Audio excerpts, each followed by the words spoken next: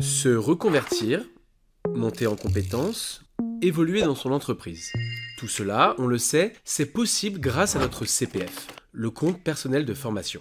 Chaque année, sur ce compte, on obtient des droits. Ces droits sont utilisables via Mon Compte Formation, le service public géré par la Caisse des dépôts pour le compte de l'État. Mais saviez-vous que votre employeur peut aussi faire une contribution supplémentaire à votre CPF? Ça s'appelle la dotation.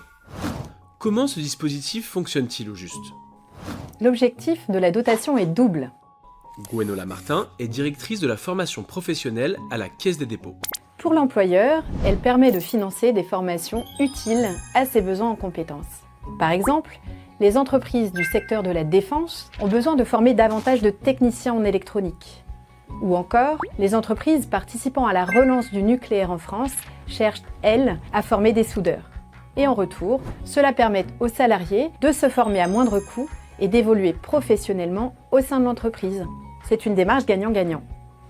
Ok, et qui l'utilise aujourd'hui? Depuis l'instauration de la dotation en 2020, près de 130 000 salariés ont pu bénéficier de ce mécanisme dans plus de 18 000 entreprises. Aujourd'hui, il y a une volonté de le démocratiser plus largement. Et pour ce faire, 2025 a vu la mise en place de plusieurs nouveautés. Qu'est-ce qui change en 2025 exactement? Le dispositif de dotation a été rendu plus simple et facile d'utilisation pour l'employeur, l'idée étant de renforcer son attractivité afin qu'il s'en saisisse davantage. La première évolution, c'est le fléchage des financements. Les entreprises peuvent désormais choisir et cibler les certifications qu'elles souhaitent financer spécifiquement afin de s'assurer que cela corresponde pleinement à leurs besoins. En clair, le salarié pourra utiliser la contribution financière de son entreprise uniquement pour une formation qui prépare à une certification voulue par celle-ci et en accord avec lui.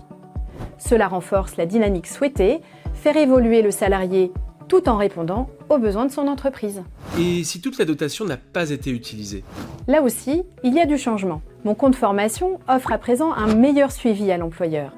Celui-ci peut fixer une date limite d'utilisation des fonds et être remboursé une fois que ce délai expire. Il est aussi averti dès qu'un salarié utilise la dotation. Et si un salarié annule ou reporte sa formation, l'employeur récupère ses fonds et peut les réallouer pour un autre projet.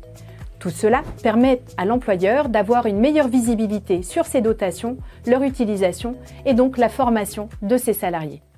Y a-t-il d'autres avantages spécifiques aux salariés? Oui, avec ce cofinancement, le salarié n'a pas à payer les 102 € de participation personnelle, habituellement obligatoire pour un usager du CPF.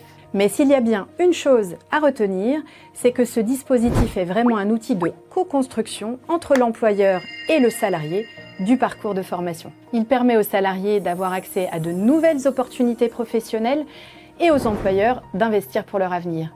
Et tout le monde est gagnant.